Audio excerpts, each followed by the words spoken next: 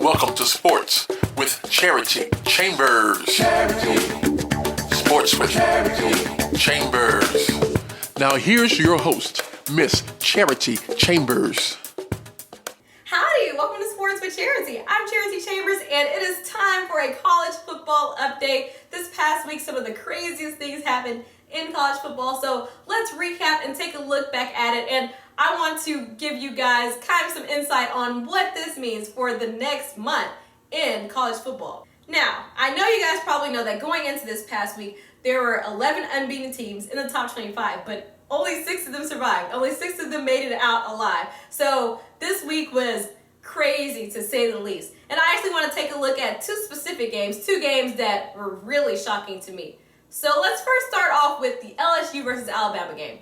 Now, for most people, this game was really a toss-up. And honestly, it could have went either way in most people's eyes. And going into this, a lot of people were really looking for the front runner of the Heisman, Leonard Fournette, to see what he was going to do, to see how he was going to produce against Alabama. And Alabama shut him down. They held him to 31 yards, which to me was the most shocking aspect of this game. Not the fact that LSU lost, but the fact that Alabama shut down Fournette the way that he did. LSU's offensive line were overpowered by Alabama's defensive line, and honestly, it was just no match. So what does this mean for Alabama and LSU going forward? Well, this means that Alabama is the team to beat in college football. After watching the game progress like the way that it did, it was clear that Alabama is on a different level.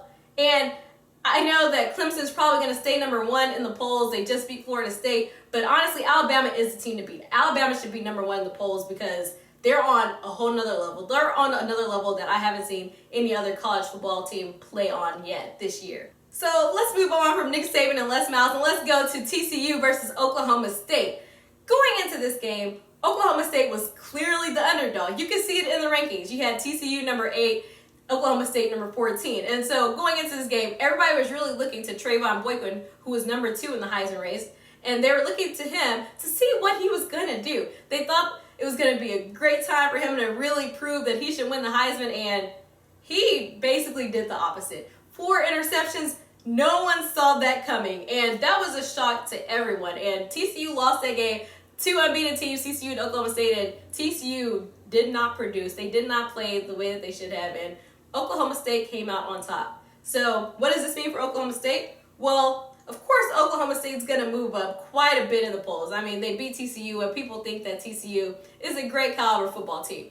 And so they're going to move up quite a bit, but I'm not really sure if I would put them in the playoffs just yet. I just wanted to mention those games specifically because of the fact that you had 2 of the Heisman front runners, and they both didn't produce the way that they needed to produce in big games. And that's just something that I don't think anyone expected from 1 of the Heisman contenders, let alone 2 of the Heisman contenders. And so that was just really shocking. And I can't end my college football update video without mentioning the Michigan State versus Nebraska game. Some people are saying that it was a controversial call at the end where the receiver stepped out of bounds and then came back in to catch the touchdown pass to give Nebraska the win over Michigan State.